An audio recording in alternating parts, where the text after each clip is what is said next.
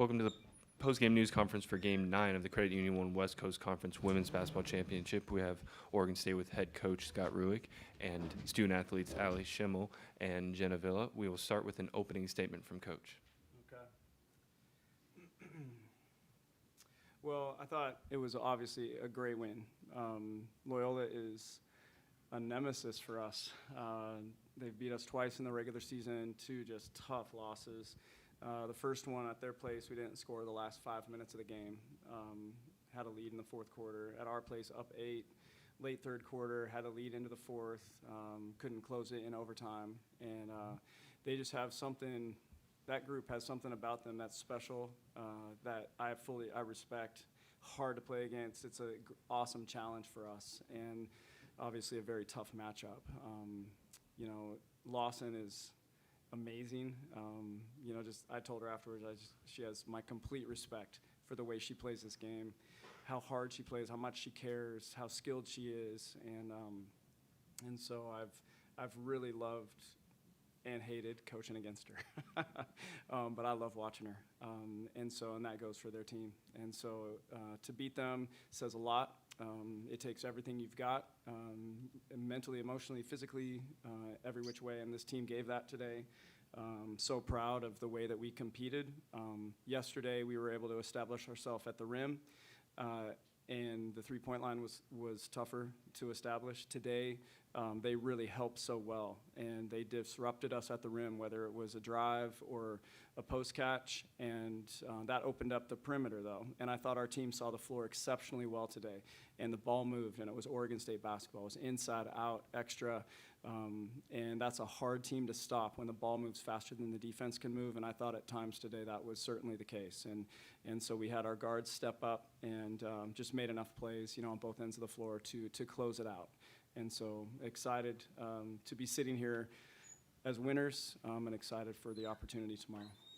A reminder for those on Zoom to use the raise hand function. You'll be able to be called on to ask a question, but we'll go ahead and start with questions for the student athletes. Yeah, Jeff Ferrado with the West Coast Conference.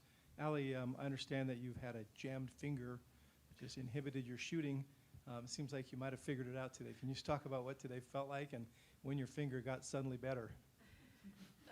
It felt pretty good to just be able to shoot normal again, I guess. Not that I don't think it ever affected it in any crazy way at all, honestly. So, yeah, it just felt good to be able to hit shots for my team when they needed it. Was it getting in your head at all? No. The first time I wore tape on my thumb was back at the beginning of conference, actually, the very start, I believe. And that game I was 3 for 3 from 3. So I don't think it affected me too much. So this has been bothering you for a while now? Yeah, and then it was kind of just still there for like preventative reasons, taped up. So yeah. Hi, ladies. Congrats on the win. Brendan Potts, World Exposure Report. Jenna, Coach talked about your confidence in your defense. Can you kind of talk about how your confidence has grown on that side of the ball throughout the season leading up to the last couple of games? Yeah, for sure. I think just this entire season I've really improved with my defense, and just having Coach Scott and the rest of my coaches being able to work with me all season on getting better at that. It's been a focus of my game all throughout my career.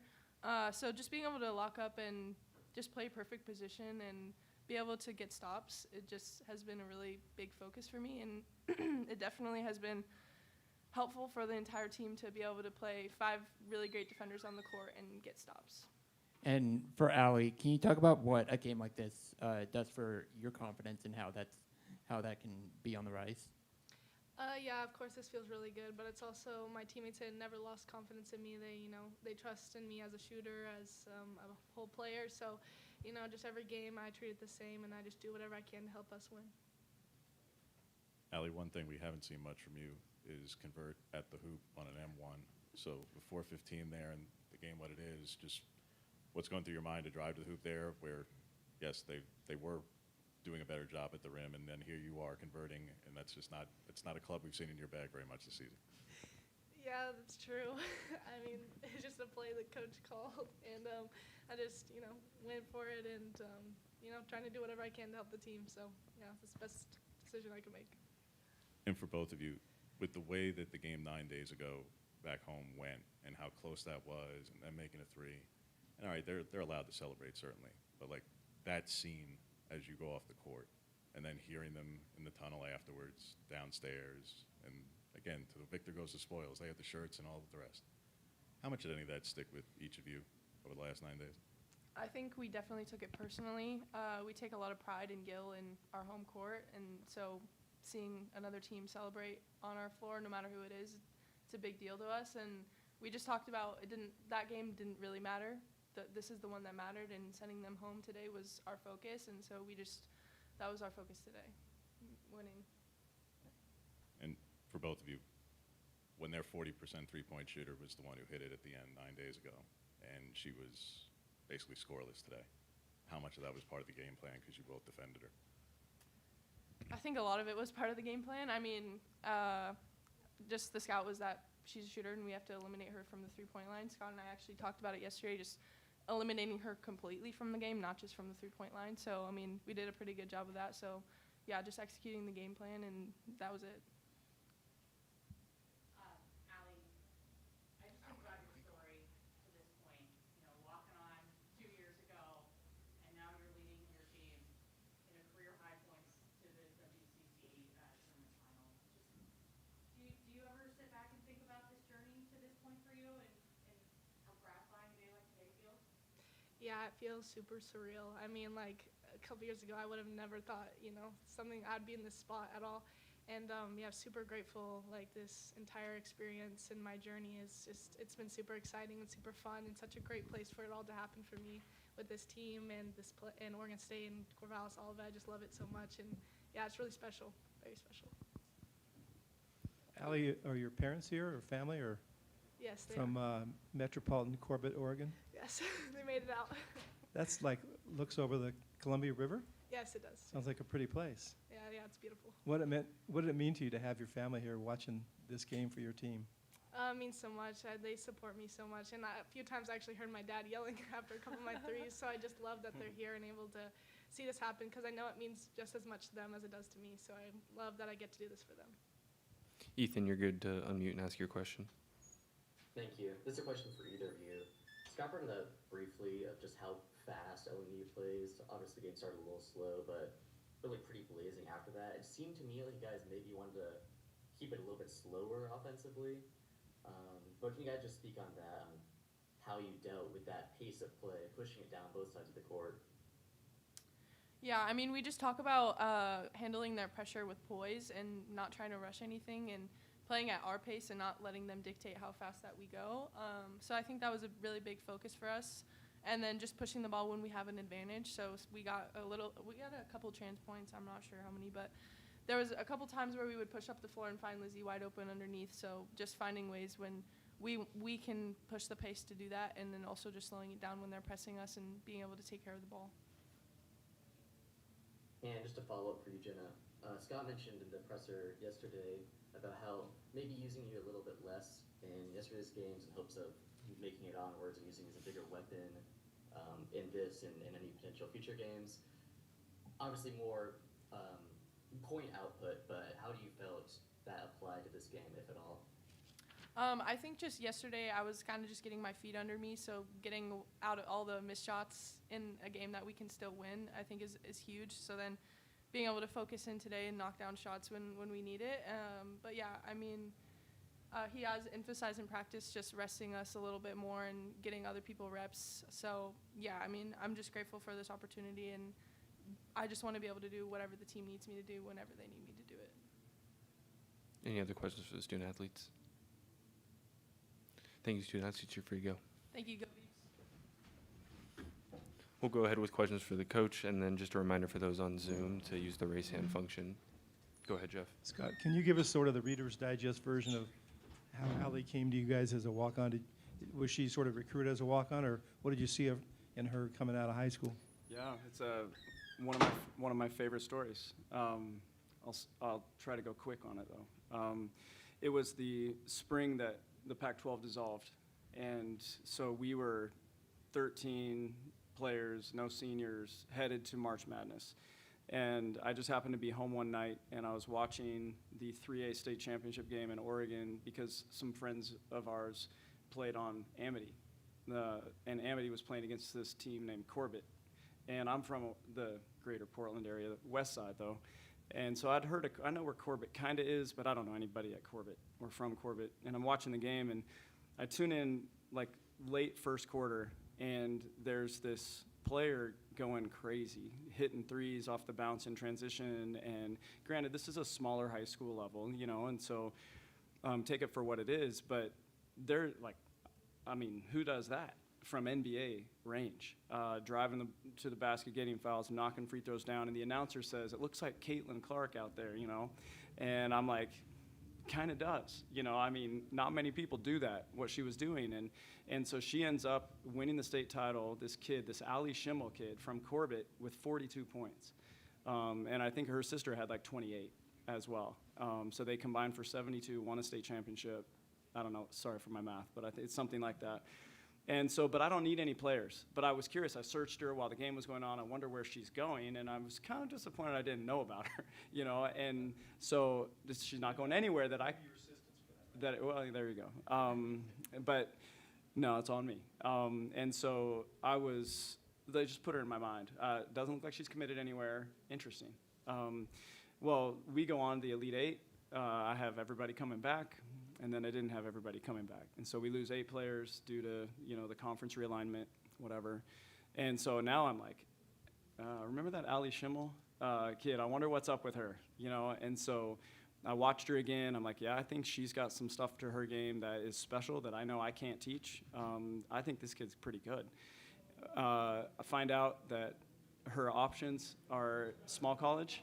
My old school, George Fox, was one of her options. Oregon Tech was the other one. And I also found out that she's Larry Steele's granddaughter, who is a famous Portland Trailblazer.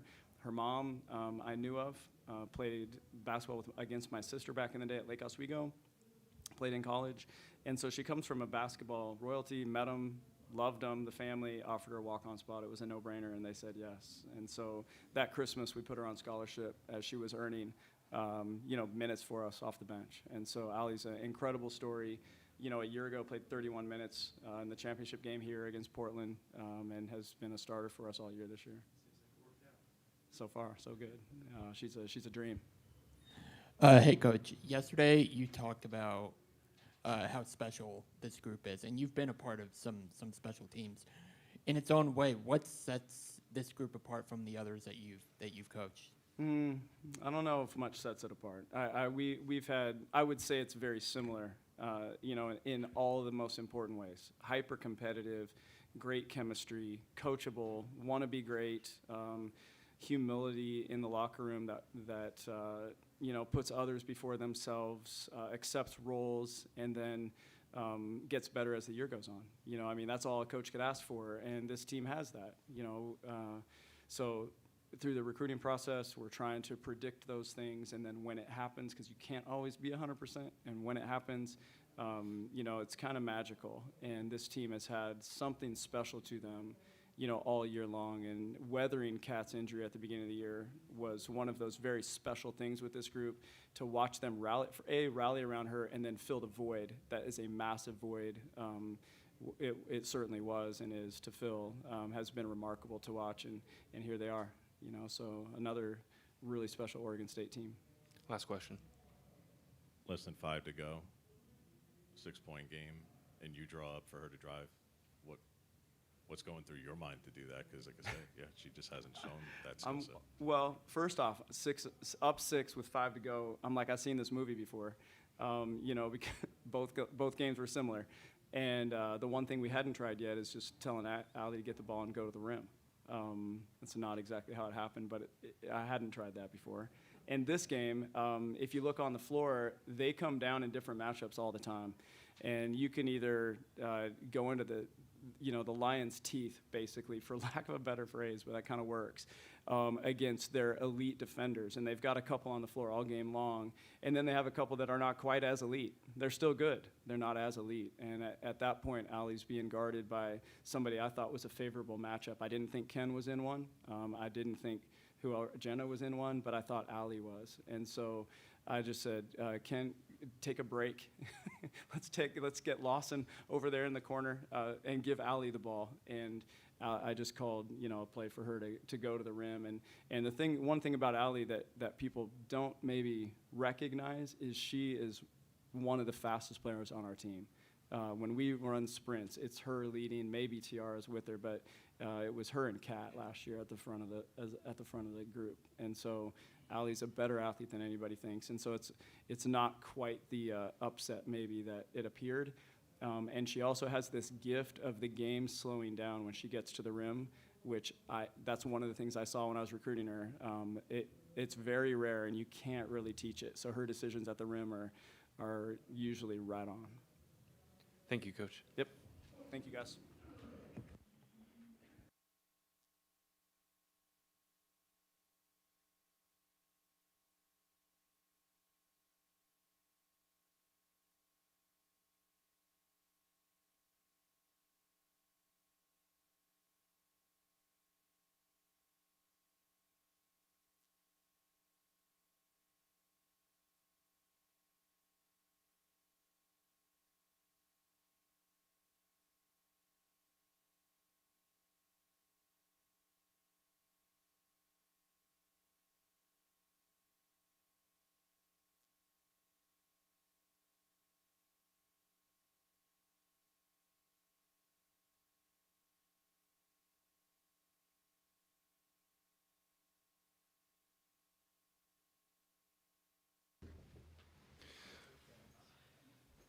Welcome to the post-game news conference for Game 9 of the Credit Union 1 West Coast Conference Women's Basketball Championship. We have LMU here with head coach Erica Hughes and student athletes Jess Lawson and Maya Hernandez. We will start with an opening statement from Coach. First of all, I want to give credit to Scott Rueck and Oregon State. We were able to watch a little bit. I think all of our coaches just have a different interest in scouting, so we watch a lot of post-game interviews and things of that nature. And Scott is a class act of this conference, one of the best minds in college basketball, and just the relationship that him and I have built, I think, over years of even back when I played. An amazing competitor, played well today. We're able to hit shots for them. They stuck together, especially after making it through Portland. For us, we struggled a little bit to get going, and I think, our defense lacked, especially in that first half, and we turned it on just a little bit too late. But at the end of the day, I want to congratulate Oregon State and tell them good luck. Proud of us. Again, third quarter, fourth quarter, we need to get a little bit better and a little bit tighter on discipline, our culture, and our focus. Just a reminder for those on Zoom to use the raise hand function, and we'll call on you. We'll go ahead with questions for the student athletes. Yeah, Jeff Ferrado with the West Coast Conference. Congratulations, ladies, on your season. Just talk about, Maya, maybe kind of how you'd beaten them twice and they got you today. How hard is it to do that and get them a third time? Yeah, we did beat them twice, but for us, we always focus. It's LMU versus LMU, regardless of the opponent.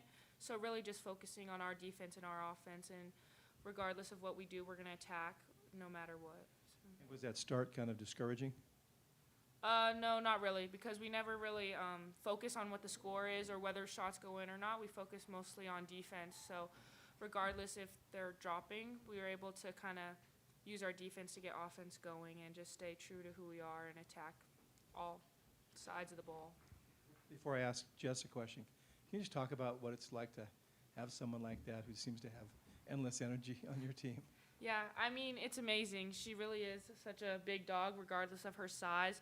She truly plays with a lot of heart, and it's been really fun to play with her this season, and I'm really going to miss her next year. But she's just done amazing things for this program. I'm so proud of her, and I love her very much. Just the Oregon State coach, Scott, said that he talked to you after the game. Share with us what he said to you. He just really liked my game and just the heart that I have. So, You congrats look like to you them. wanted to keep playing tonight. Yeah.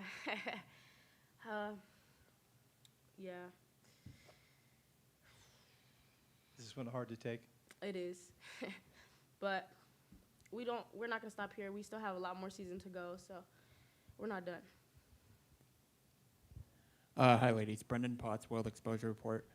Maya, can you just talk about what coach's vision for the program was when she first recruited you, compared to how it's evolved into what it is now? Yeah, I think she's always been a player's coach, so just developing players on and off the court has really been a big thing that she's been super consistent all 3 years. I think one of the greatest aspects of Coach A as a coach is her consistency. Whether we're winning or losing, it doesn't matter. If we win, she's still going to cuss us out. Like, if we lose, we're still going to get coached really hard. And, like, the goal has always been the same, and it just kind of comes with us focusing on the process rather than the outcome. So she's done a really good job of being consistent all 3 years and just really believing in us no matter what, regardless win or loss. And, in this era of college basketball with NIL and transfer portal, what made you want to continue sticking it out and putting your trust in Coach Hughes? Yeah, it's the people. I mean, this team last year we built something, and just to continue to grow off of that this year, I love these girls. They're like sisters to me and really family, so I think that's definitely what kept my loyalty here. So just Coach believing in us as people more than just basketball players. So. Hi, Janai Williams with the Los Angeles Loyola and LMU Student Newspaper. My question is for Maya. I saw your leg was getting worked on a little bit during halftime. What was going on there, and do you think it had any effect on your game today? I always have my knees hurting. It's just a part of the game at this point, but we have an amazing athletic trainer and physical therapist that kind of help us throughout the game and before the game. So that was Francis. He always helps me out, but I'm used to that. It's just something that happens every game, so. Yeah. And you guys showed a lot of resilience this season. This match was no different. Going forward, what do you take away from today's game, the rest of your season?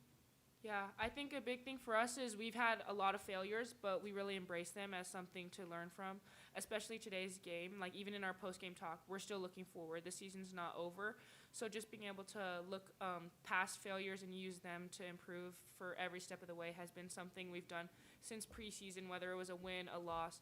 We've been able to build off of stuff and kind of get us to where we are today, so we're going to continue with that.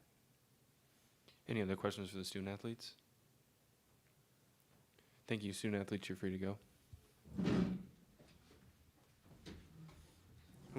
Go ahead with questions for the coach. Reminder for those on Zoom to raise their hand, and we'll be able to call on you.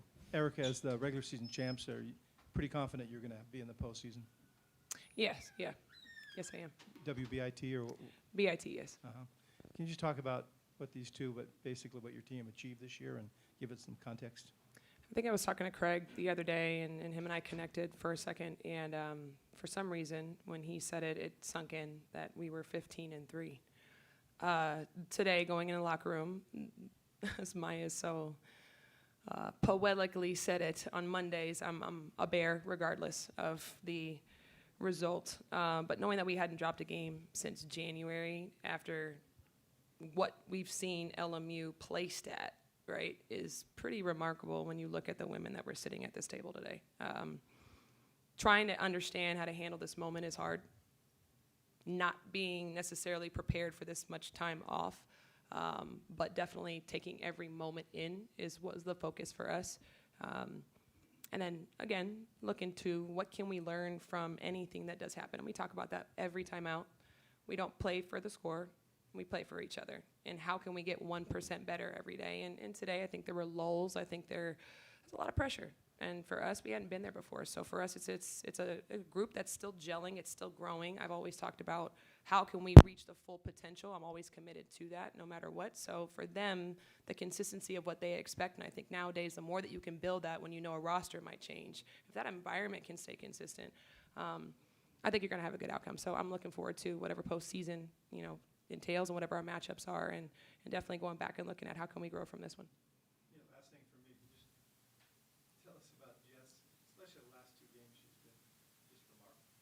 That's Jasenia Lawson. That's who she is. That's recruiting. She makes me look smart. At the end of the day, that's a kid that if she could give everybody in this room a hug, a high five, ask you how your day is, Jess is the kid that knows everybody that's, whether it's custodial to her professors, every support staff member when you interact with her. She is, probably one of the most compassionate people I've ever met. And when she goes out, she gives everything she has. If you have an opportunity to learn about Jess, I know there's been a couple outlets that have talked about her story. She has every reason every reason to enter into a room guarded, every reason not to trust people. And she leads with love. She leads with forgiveness. She's open, and she's an inspiration, I think, to a lot of people. Hey, Coach, if you haven't already this season, if you metaphorically take a step back and look at this team or this program overall, how much pride do you feel in seeing the work that you've done over the years to get this program to where it is now, and to be able to say this can be the new norm down the road in the future? Yeah, I think from any mentor that I've had, people around me are reminding me, be present, enjoy it while you can. But I will tell you this, it's not just me. I'm not by myself. The reason why we're seeing trends is not a coincidence. When you get a staff that I get to be myself and they get to be theirs, when you want to build a program off of culture, you have to model that way. And for me, we've had that at LMU, the community, whether that's people that support our program in academics, whether it's in marketing, whether all of those spaces, you want to play hard. You want to put this program out on the map, and it is. It's truly people. So I'm extremely proud of what my staff and I have done, but through the roof, I am so proud of our players. I am so proud of the commitment, especially with the way that we started. They have every opportunity to quit, to believe maybe some of the frustrations, especially as we were gelling. So I have so much immense pride for my university, but those kids, that's what we do it for. Yeah. And Coach Johnson on Thursday talked about you and the progress that you've made with the program. How does it feel to have not only your team's support, but also the men's team support as well? I mean, somebody sent me the soundbite as it happened. I think it was Matt Learman, who's our head SID, and Stan has been a class act the time I got here, from the beginning. And the mentorship that I get, the guidance, it's like big brother, and he is constantly pushing me, but he's also encouraging me.